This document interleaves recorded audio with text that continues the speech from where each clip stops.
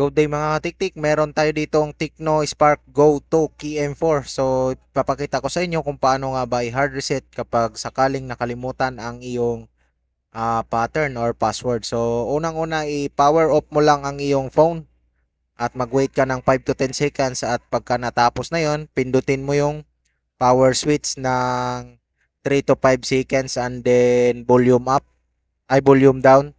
And then pindot ng volume down, 1, 2, 3, volume down, sabay. Tapos bitawan mo lahat, tapos sabay pindot ulit sa volume down. So, ganun lang yung gagawin yung mga katiktik at papasok na yan dito sa recovery. Pag lumabas to, bitawan lahat. Ano makikita mo? Key M4, Tecno Key M4.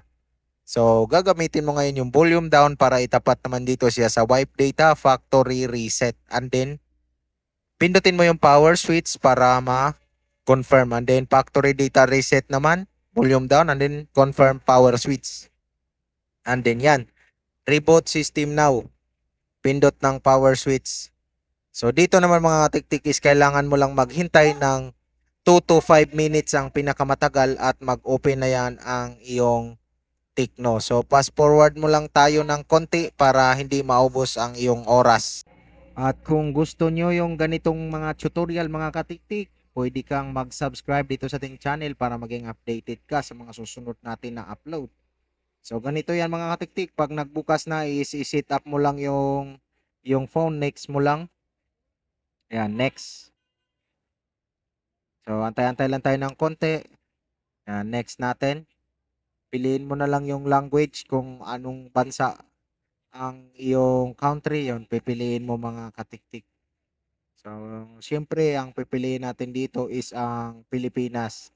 Next, skip. So hindi tayo dito mga katiktik hinihingian ng Google account or FRP.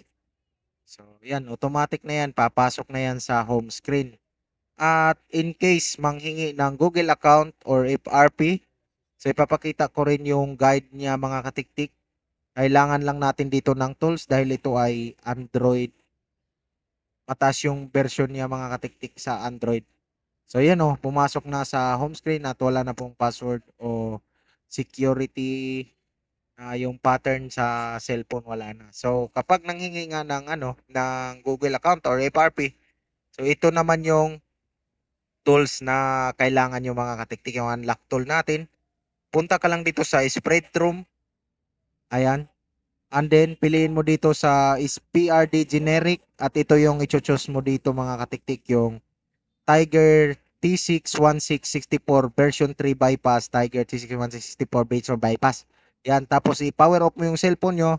Pagka power off, i-hold mo lang ang volume down and then isaksak mo gamit ang cable hanggang sa ma-detect. Yun. So, maraming salamat mga tiktik at hanggang sa susunod na video.